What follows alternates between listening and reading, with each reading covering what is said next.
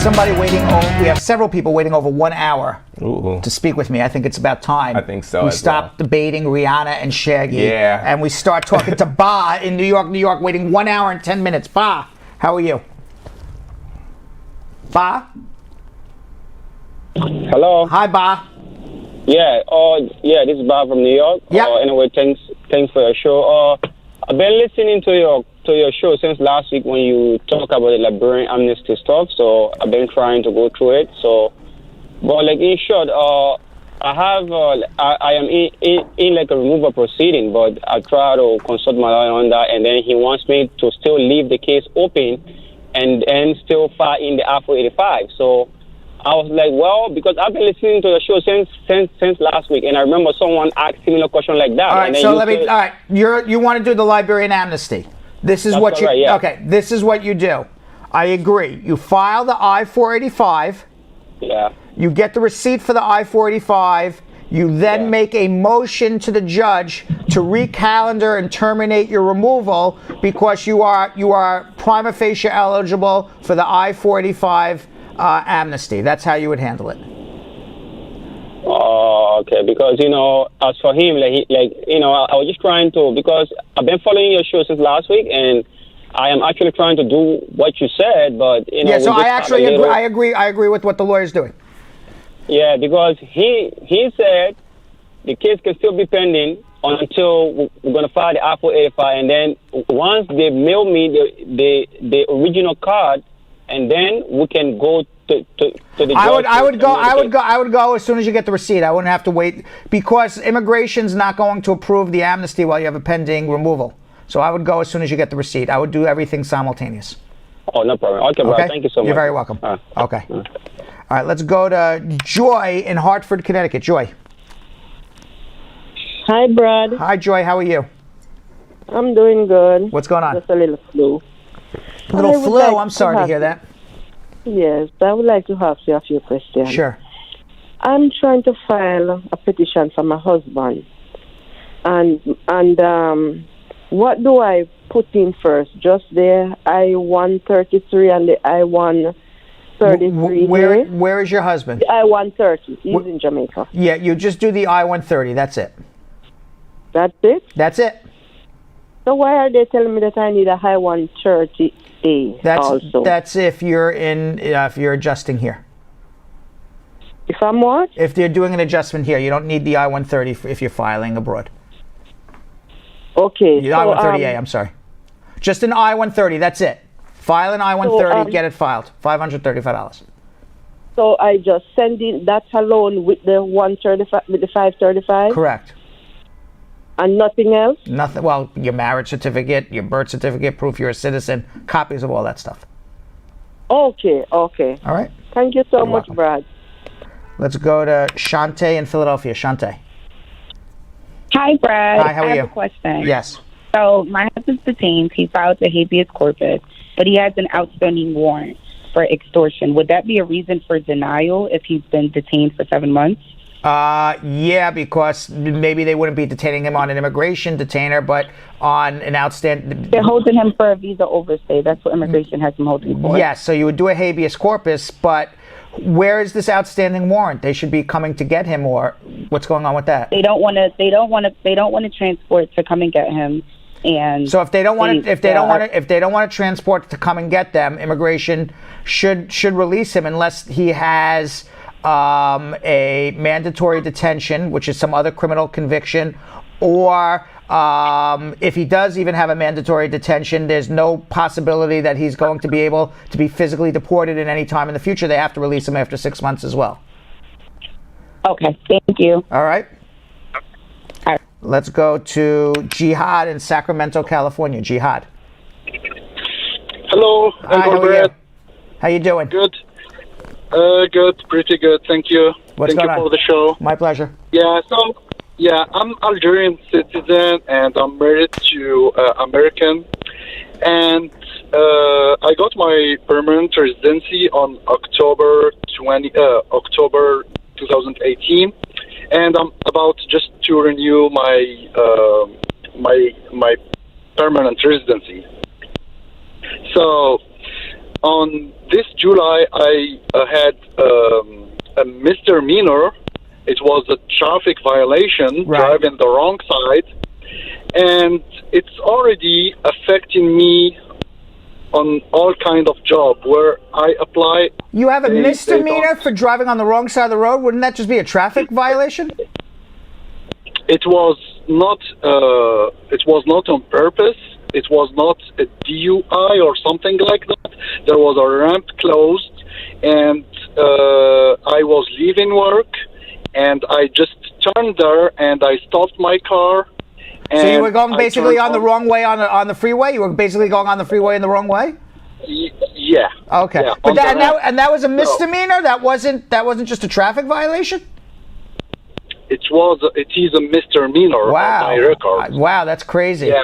And I lost 2 points, and that's it. Yeah. But Now I don't know don't. This is in California. I would need to see what you pled guilty to, because I don't believe that would be. I don't believe that would be a crime of moral turpitude. You know. I plead no contest. Well, that you should not have done. You should have fought it out to make it a traffic violation, not a misdemeanor. But I don't know what the penal code says for misdemeanors for driving onto a freeway the wrong way. You know, usually you only see that in Jackie Chan movies, but apparently Jihad did it as well. So, you know, when Jackie Chan does it, it's very entertaining. When Jihad does it, it screws up his whole life. So, I think what we need to have a consultation, and we gotta figure it out. So hold on 1 second, all right? Because I honestly don't know. I'm surprised that you tell me that a traffic violation is a misdemeanor in California, so I'd actually like to look at the law. I don't know what the California law is off the top of my head, so hold on 1 second, all right? Okay. All right. You know, it's always fun when you see it in the movies, but when it happens to you, Not in real life. it ain't so fun. Nah. All right, let's go to Dave in San Francisco. Dave, Yeah, hi. how are you? Yeah, I'm fine. Thank you.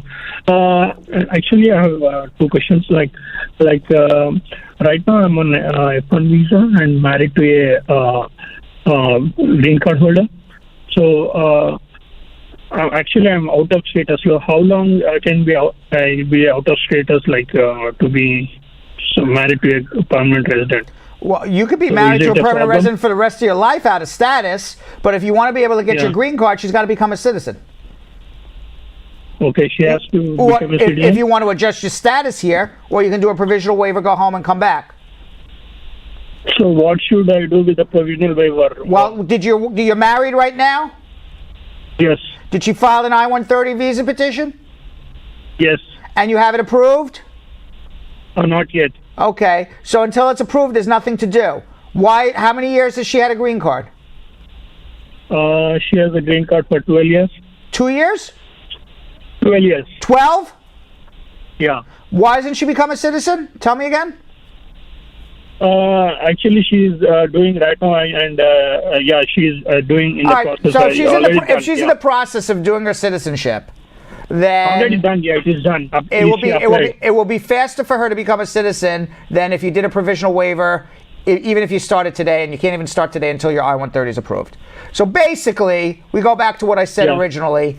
Let her become a citizen. The day she's a citizen, you'll adjust your status. And if you need help, hold on 1 second, okay? Let's go to Abdul in Indianapolis, Indiana. Abdul. Hello, how you doing? Hi, Abdul. How are you? I'm fine. Good. Thank you. I'm in the situation I want to adopt a child, and the child is 14 years. She will be 15 by May in this year. I just want to ask, should I still go ahead and do that? You want to adopt this child? Yes. Where is And this the child? child is not- Where's the child? Here in America. Okay. She just landed in America this year. What is in your January. What is your status here in America? I am a citizen, but Okay. she has a B1 visa. And where is she from? She's from Nigeria to Canada to And America. where's her biological parents?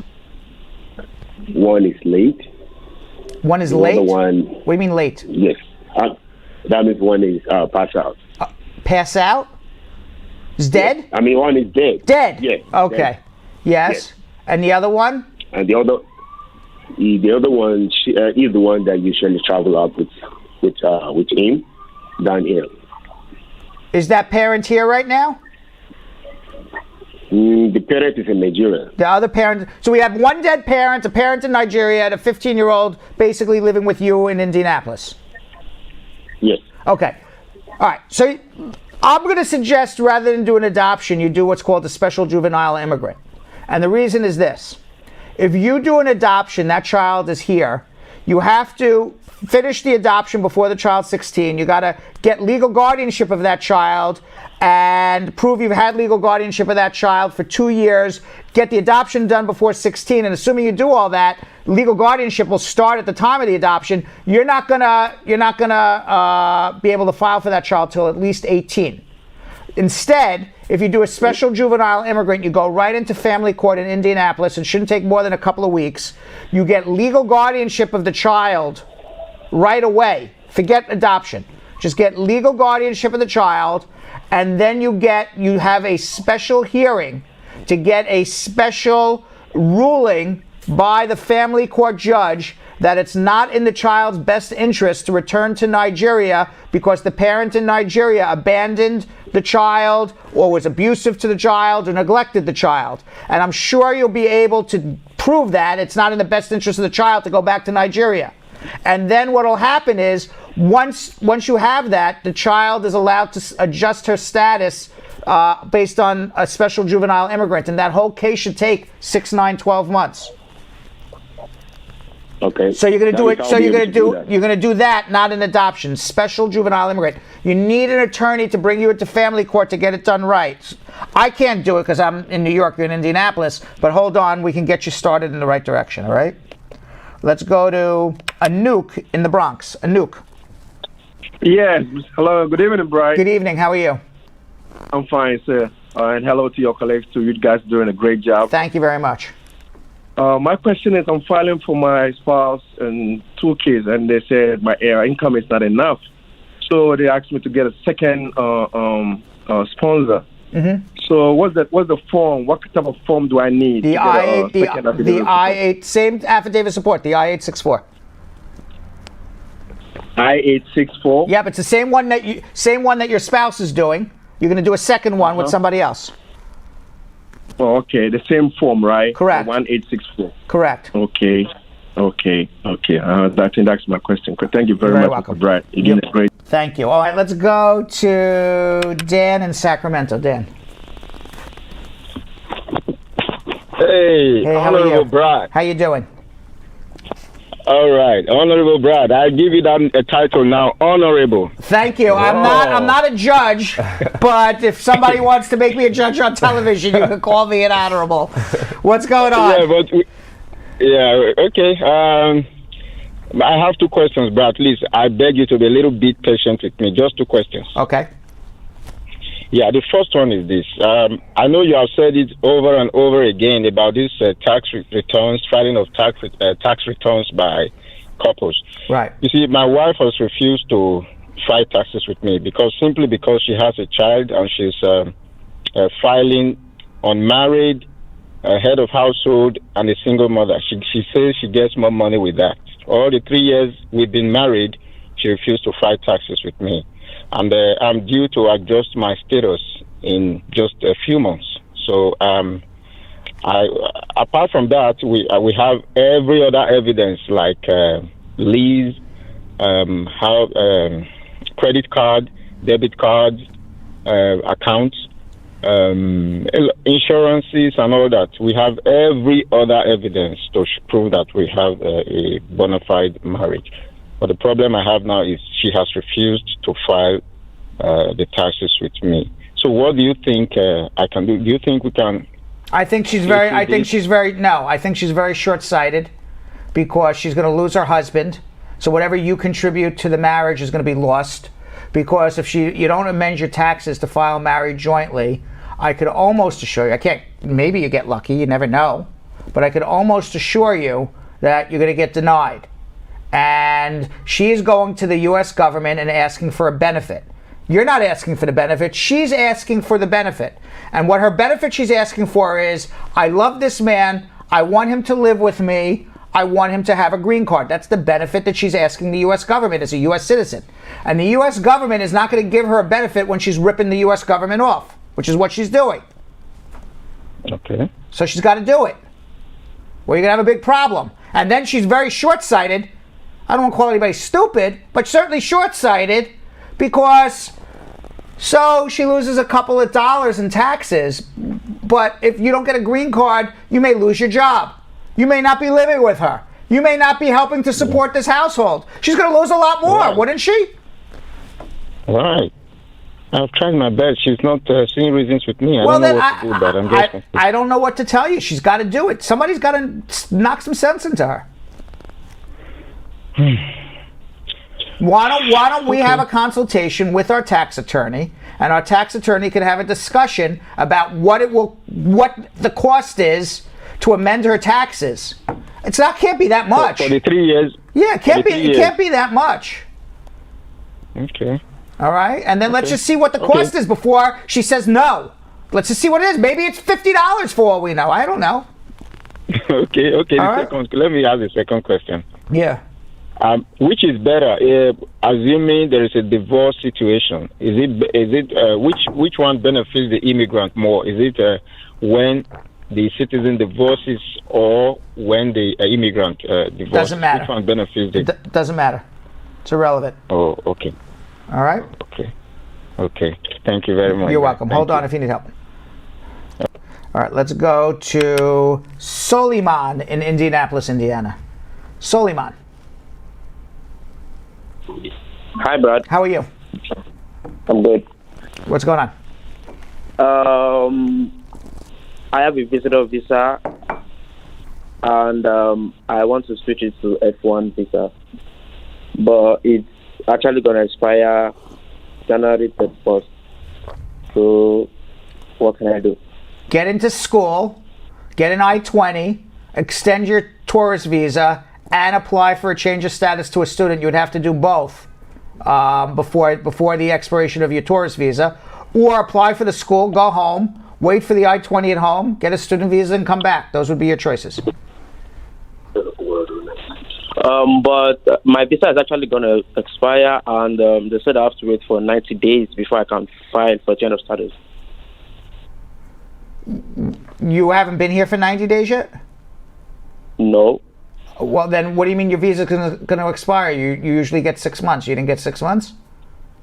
It's actually going to expire by end of this month. So how long have you been here? Since November. Is it your visa or your I-94 is expiring at the end of this month?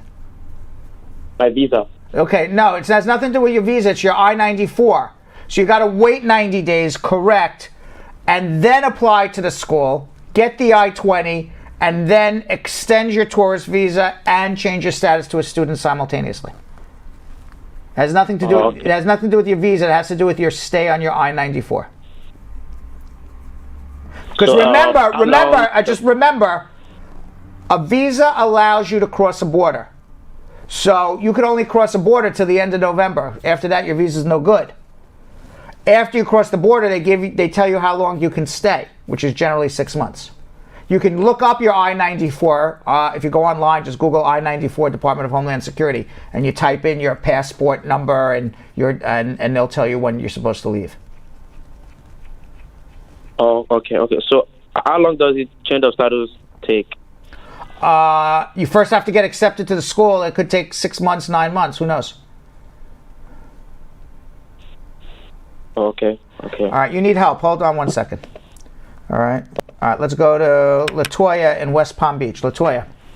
Hi, Brad. How are you? How you doing? I'm doing pretty good. My question is, I was married to a U.S. citizen. We stayed married for a little over 2 years. We've been together for 6 years. However, we broke up. I got a divorce. I have a daughter in Jamaica, which she refused to file for.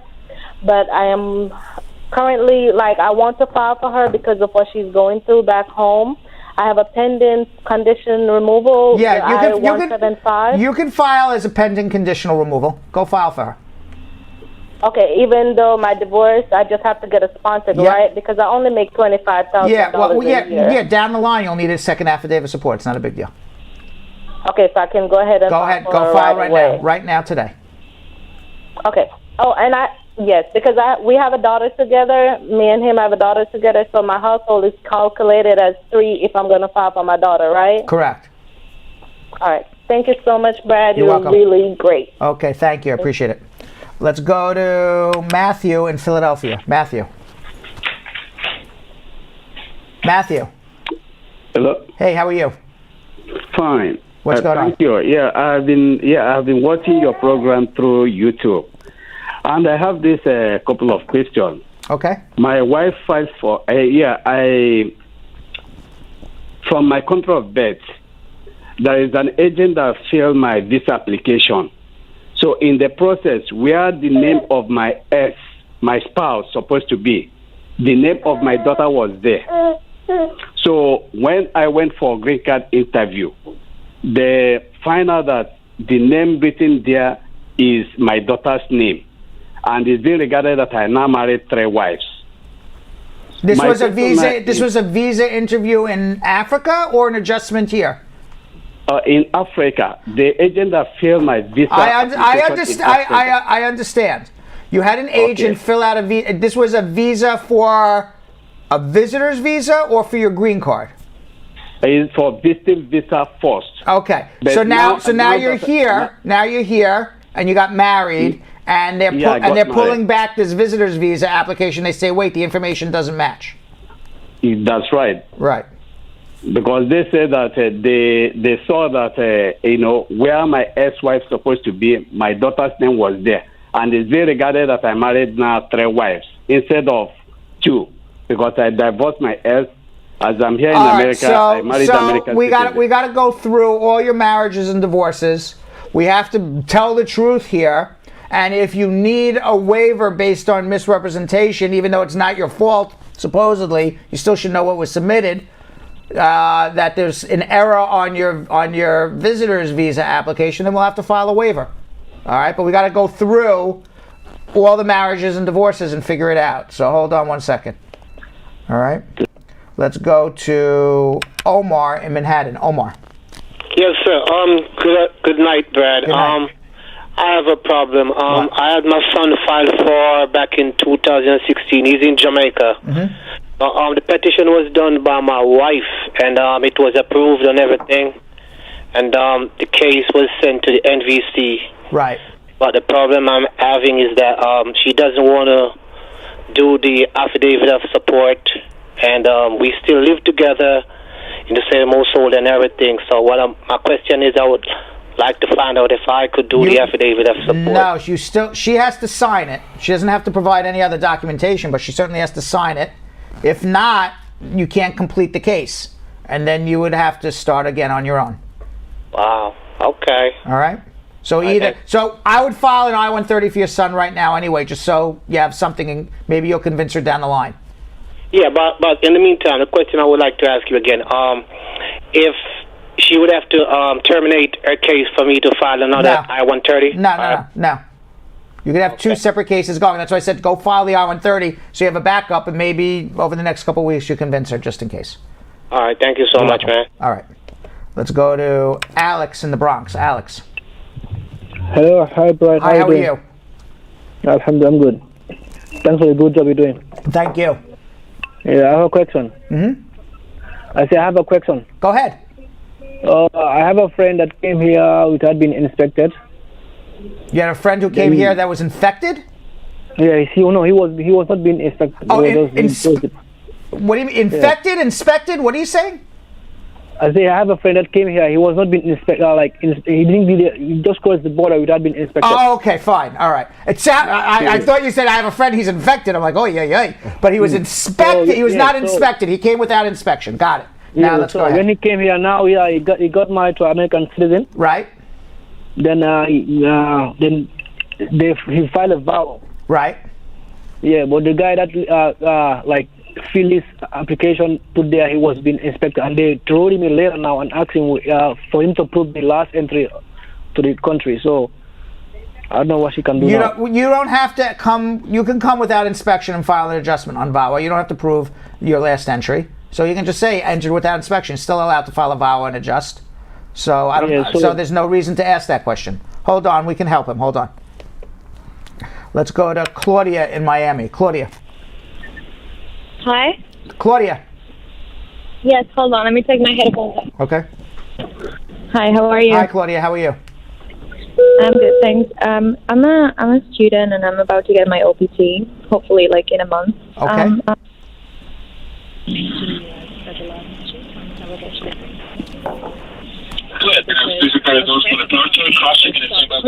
Thank you. Because she was coming to work. I had no idea about that. We got all the time in the world, Claudia. Forget that she's on. No, what I'm saying, and my question's over. What I'm saying is, why would they stop me regarding that? And I wanted to ask you. Wait, why would they what? The only thing I heard was your navigation or the toll collector. I don't know who was in the background. I didn't hear anything you said. Okay.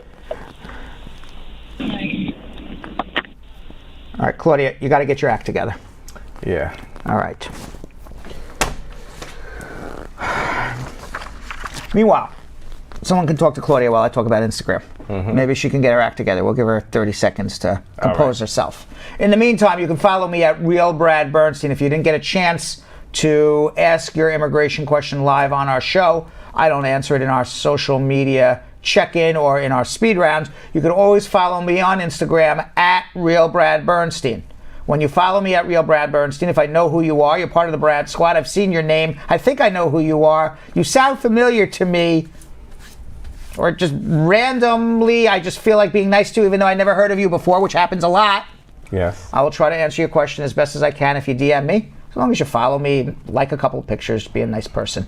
And if I can help you, I'll tell you to come have a consultation. But if I can't help you, I've helped many, many people. I just say yes, no, do this, do that. My pleasure to do it. You can also follow us at Brad Show Live. You're not talking to me, you're talking to Pizza, who will be joining me as a guest host on Thursday while Yo-Yo goes to see The Lion King. I will be at The Lion King. So, but you are talking to Pizza at Brad Show Live. So if you ask your questions at Brad Show Live, we will ask them live on our show. Just check out our show the next day or the following day. In addition, we are running a contest right now on at Brad Show Live. If you follow Brad Show Live on Instagram and you scroll down about 6-8 posts in the past, you'll find a post where I am schmoozing and talking about Australian wildfires. You like that post and you tag 5 friends in that post? I'm going to enter you into the machine tomorrow for an opportunity to win a free consultation with me worth $200. All you got to do on at Brad Show Live is follow us, like the schmoozing post with me talking about the Australian wildfires, and tag 5 of your friends. And Jonathan Yo-Yo Elias, what about you? Follow me at Jonathan Elias TV. All right, want to give Claudia one last opportunity? Let's do that. Claudia. Hi, I'm so sorry. You're with I'm us flying now. to New York right now, and I'm about to my question was, I was stopped in the secondary room a couple of times. I'm an F1. I'm a student about to get my OPT.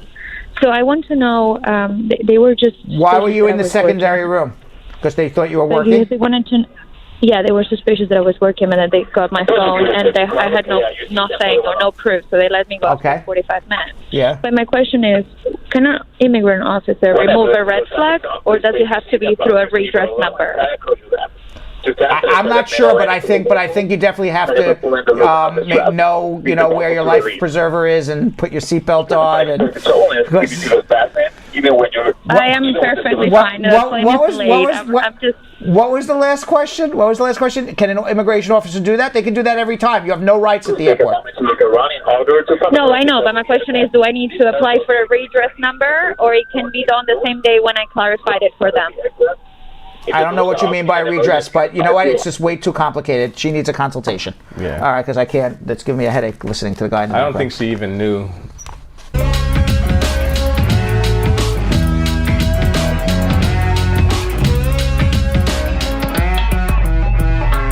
Thanks for watching. For more Brad Show Live, like and subscribe to our YouTube channel.